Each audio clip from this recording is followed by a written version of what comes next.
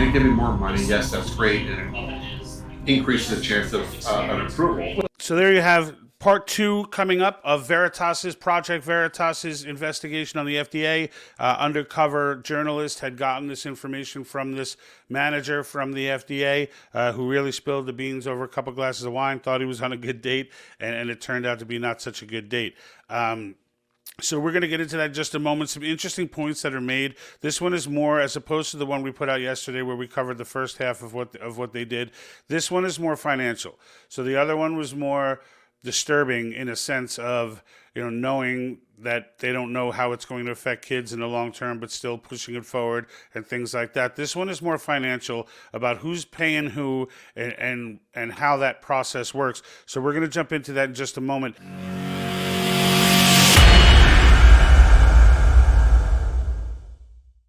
I want to go ahead, though, and remind everybody, we do have an Article 5 series coming up, the beginner series. We started it not long ago, and then we're doing it again now. We're going to relaunch it just because my audio and stuff like that wasn't the best on those first few episodes, so we're just going to scrap it and redo it. So it'll be a great tutorial for anyone who doesn't know anything about Article 5, or if you're trying to explain stuff about Article 5 and why some of the arguments that are made against it are not valid. This is a great opportunity to use these videos, share them with your friends, and kind of go over them and help educate people, because that really is the purpose, right? And then lastly, I want to just mention we have our t-shirt store open. So you can see I'm wearing this particular t-shirt right now. It's never been used because it's never been needed until now. So a bunch of different designs specific to cause. We are donating a portion of all cause material proceeds to cause action. So it's a great opportunity to support cause as well as to help us try and pay some of the overhead we've got going on here. So check out some of these other designs as well. So there's a lot of cool stuff. The Ask Me How to Save America shirt is a great conversation starter. It has gone a long way. I've worn it. People will come up to you jokingly and ask you, how do I save America? And then the funny part about it is it does strike up a conversation about Article 5, and many people, as most of us know, do not understand Article 5 and what it can do in the power. So enough of that. Let's go ahead and jump into this, okay? So they give me more money. Yes, that's great, and it increases the chance of an approval. Well, the dirty stuff is never really publicized. I mean, yeah, but there's more pressure. There's more pressure to prove something. They tone down the impact of the user fees on their operations because they know they're dependent on the drug companies and the vaccine companies and these other companies for their agency to operate. So now, this was a good point that he just made. So he's saying they're dependent on these other companies for the ability to operate. Now, they're not dependent on that, but he's going to go on later to explain how the FDA demands money from these companies, and they don't really complain about it because they're getting the favor in return, so they just pay. But for those of you who think that this is as corrupt and evil as the drug companies are, they're actually not as bad as the politicians are and the regulatory agencies are. These places, these organizations are the ones demanding the money. There's an old saying on the streets, don't fear the person who's paying the money. Fear the person who's demanding the money. There's a big difference between the two. Money brings a certain amount of power, but it doesn't bring the kind of power that political power brings. And that's a huge thing to understand. A long time ago, Congress approved user fees for FDA. Basically, we charge the industry millions of dollars in order to hire more drug reviewers and vaccine reviewers, which will speed up the approval process so they make more money. Like our budget's like, it's like $5.5 billion. Wait, 5. You catch that? $5.5 billion. That's the FDA's budget. Okay, that's a lot of freaking money, dude. That's a lot of money. And now you've got food companies, drug companies. It's not just the drug companies. Food companies as well are dumping money into this organization to help pay for labor and things like that. But the organization is actually demanding that's what it's designed for under Congress. Basically, Congress passed a small act saying that they could charge fees to these companies to help offset the cost of additional staff and things of that nature. But watch what happens.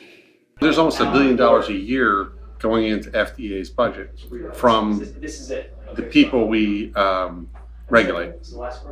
What do you mean the people? Right. Well, the drug companies, the food companies, the vaccine companies. So They pay us hundreds of millions of dollars a year to hire and keep the reviewers to approve their products. And there's not a direct correlation. Now, I want to clarify that because it sounds like he's saying there that they're hiring their people to approve the products, but that's not actually what he's saying. So I want to make sure I'm not slandering here either. What he's suggesting is that they're paying this money so that there are more reviewers and that there are plentiful amount of people to be able to review these different things, because obviously with government, they're always short-staffed and things always take forever. So they have found it in their interest to help pay for that so that they can be properly staffed, which is just horrific. It's just horrific operation on the FDA's part. There's no reason why with that many billions of dollars that they can't staff properly to be able to do this. I'm just looking at this and it's just pissing me off. Not a direct correlation.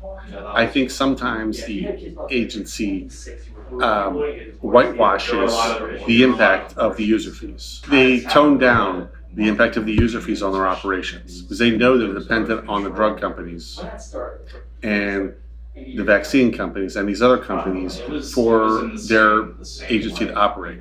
On the overall impact on approvals, I don't think it has an impact on FDA operations. okay. On general, I mean, obviously there are some people in the agency which might think more favorably on the drug companies that are in the approval process. Well, the dirty stuff is never really publicized. I mean, Yeah, obviously but there's more it's more pressure. There's more pressure to prove something, just because it's most of them, well, almost all of them will be based on the actual data. So they give you more money. Yes, that's great, and it increases the chance of an approval. But if the data All right, so you see what he's saying here? This one's it's not nearly as explosive as what was out yesterday. So yes, he's saying they give the money and it helps the chance of approval, but in the end, he's saying it's based on data, but in the end, it's really not. He goes on to debunk his own statement later on. So I just want you to take note of that. But if the data's not there, it comes and bites the reviewer in the ass, where they all approve it. And that's a big point, right? So this is why it's based on some data, okay? But what happens is similar to what happened with the so-called approval of the vaccine. And Dr. Robert Malone, if you remember, and we did a video on this as well, had come out and said it's not really approved. And that was validated by the fact that waivers still had to be signed it was still operating under emergency measures. So then what did they mean when they said it was approved? Well, what they did, the FDA, they weren't going to approve it because it wasn't ready for approval. But what they did is they approved something else that was similar, that was very similar to that particular vaccine. Now, it was coy and it was crafty how they did it. So they approved something else that was incredibly similar and then said that approval is technically pending till like 2027 or something like that, when that drug had finished the rest of its testing. So really nothing got approved there, but you heard the political messaging going out, the news media, everybody telling you that the vaccine was approved. It was not approved. And the way that you know this, and you know that it's not just some vast right-wing conspiracy saying it wasn't approved, is that it's still operating under emergency measures. That's how you know. Because when it's approved, that's no longer the case.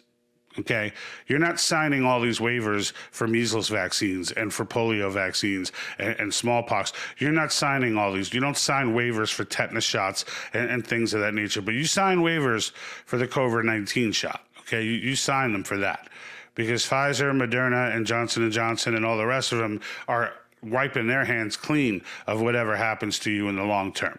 All right. That's how you know that Dr. Robert Malone was right when he made that assertion. That vaccine was never officially approved. That particular vaccine was not officially approved. And this is the type of trickery that the FDA will do in response to the money that because they're demanding this money. Or you heard him say earlier that they needed to operate. They've gotten themselves into a budgetary situation where they can't operate without this money. So now they have to justify the taking in of this money. And this is how the disgusting, poisonous relationship between government and corporate America continues on. Okay? This is how it continues on. So, but I just thought it was interesting to put some light on that, the way he explained it, and to make sure everybody understands exactly what he's saying. And then, like, there's adverse reactions, which we have to pull it off the market.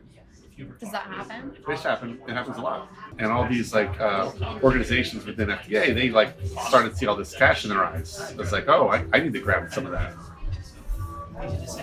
And I think we've gone too far on that. They're getting a little overzealous in charging the user fees to other non-payroll expenses. Why would they do that? Well, why not? The money gets banked. It's not spent. It's a multi-year, and the money gets banked there, and you want to be able to spend it. You see what he's saying? He's saying, so originally he said Congress had approved these types of fees to be charged mostly to fund payroll.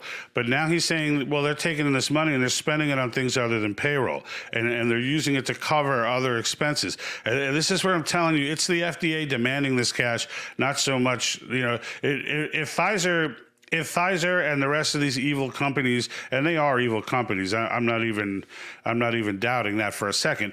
But if they can just get a competent FDA that was able to run efficiently and just approve things on schedule when they should be approved, like not just vaccines, but just, basic stuff, that if it should get approved, that it get approved in a timely manner, then they would be complaining about these fees they have to pay.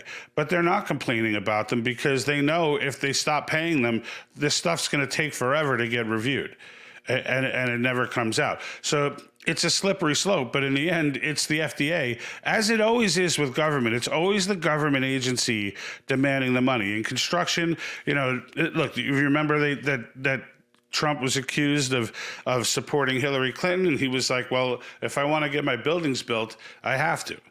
She was a senator in New York. If I'm building on real estate, if I'm going to build these buildings and get my permits and get everything that I need to get, then I need to pay her, was his answer, which was a terrific answer, by the way. But that's how it works. Spend it on whatever you can, whether it's right or wrong. So then Congress approved it at a smaller level. They approved it mainly for payroll.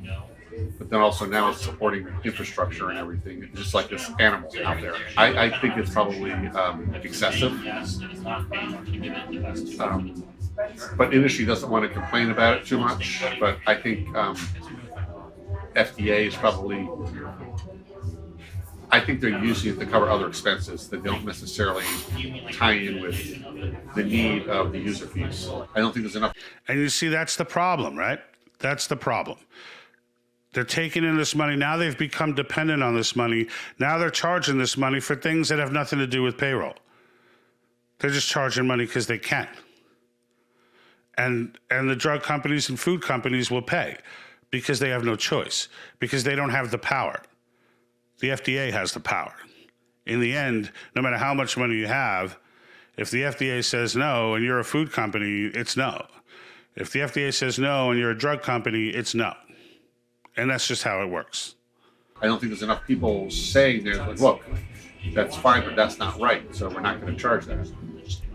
You don't want to be that person. You're not going to have a long shelf life in the agency if you're always that person. Always that person that's kind of over. It's like criticizing or suggesting that maybe we shouldn't be doing this. And this, folks, is true not only in government, but in corporate America's culture today as well. Okay, so they have whistleblower laws, and he goes on to say how ridiculous they are, that there's just ways around it. Now, in a lot of the corporate structures, there are, they do take whistleblowing seriously. Some do, some don't. It just depends on the company. But the reality of the matter is the government doesn't. Okay, the government doesn't. If you're a whistleblower against the government, there's a reason why you wonder why more people aren't jumping on board and coming out and whistleblowing. That's why. And it's still cowardice to me, because if you know something like that one nurse that Project Veritas had, who went undercover and filmed all that stuff, and the nurses talking and, calling it out, saying they're not reporting affairs and things like that takes guts, but that's the right thing to do. That's the right thing. That's bravery. Okay, she was videotaping those nurses, and the one nurse, she said, well, why don't we say something? She was like, look, I'm just doing what I'm told. That's the general premise of the way government employees operate. They just don't want to get blamed for anything. That's it. So if you speak out about it, if you see them, You're marked. what do you mean you're marked? You're not going to get to certain levels in government. There's not an incentive to speak out in government, surprisingly. You would think there would be, but there's not. It's better just to not say anything and just ignore it. And that goes on all through government. And this is how we get into these problems in the first place. Because the culture is set as such. It's just like their budget. The culture is set as such where I don't want to it wasn't me. If you haven't read Atlas Shrugged, you should read that. It was written 60 years ago, and it's a freaking prophecy as to what the culture would be like in the future if this stuff was allowed to go, if Marxism and things like that, communism, were allowed to seep into the culture. And everybody involved in anything just they just don't want to rock the boat. They just don't want to rock the boat. Just let me collect my check, go along to get along. I don't care if what's going on is sick, wrong, and disgusting. I'm not doing it, and I'm not telling anybody. Because if I tell somebody, then I'm going to get blamed for it. Or the whistleblower, while it's high profile, the whistleblower statutes and everything, that's kind of ridiculous. There's no protection for someone who speaks up. Isn't there supposed to be? There is supposed to be, but there's easy ways to get around that. How do you get around it? Well, you'd be marked from getting other jobs, because another office is not going to want to hire you if you've spoken out about something, right or wrong. They don't look at what you've spoken out about. They're just not willing to. Government's about rocking the boat, and they don't want to. Which is the problem I have with one of the problems I have with government is they don't like people rocking the boat for right or wrong at all costs. They want to hire a safe person that can do the job, but doesn't necessarily is a great hire. So the type of person that will turn a blind eye if they see That's anything. That's who they would hire. All right. So, that's the gist of everything that went down with that. I just wanted to cover it again because I wanted to make those couple of points that, number one, it's the government that's the behemoth. Now, they're all... Look, the relationship between corporate America is unholy and disgusting as it is, okay? But I've been making this case forever that, everyone's misdirecting their hate. They're putting their hate on corporations when the reality, which there's a fair amount of hate that's justified for, but the real hate should be turned towards the government agencies, because this is where the real understand, the person paying, okay, none of that can happen if the person's not accepting. All right. And it's not like they're walking in with the suitcase unexpected. OK, that suitcase is being demanded. That suitcase is in unwritten rules understood to have to show up. Right. And then the other point that I wanted to make was the way that they operate. So, the FDA is taking this money in and they're charging them for things that have nothing to do with payroll, which is what those user fees were designed to be charged for. And they're gone ahead and they're charging them for other stuff because they've put themselves in a place. The way the government runs budgets is that if they don't spend whatever they have, then they get less. So, and if they're going to get less, nobody wants that. So that's where you get your stories of the $1,000 toilet seats and, you know, all the ridiculous stuff, that and black budgets. But that's where you get these crazy stories of them spending ridiculously. I know this because we used to sell to government, and our government reps that were selling would always cut big deals when towards the end of a fiscal quarter or whatever that the budget end was, because if there was leftover money, they would just blow it on cell phones they didn't need, or security services they didn't need, or on, you know, whatever the tech was that they were working with. You know, they would just blow it on stuff they don't need because it was more important to spend it to make sure that they get it again next year.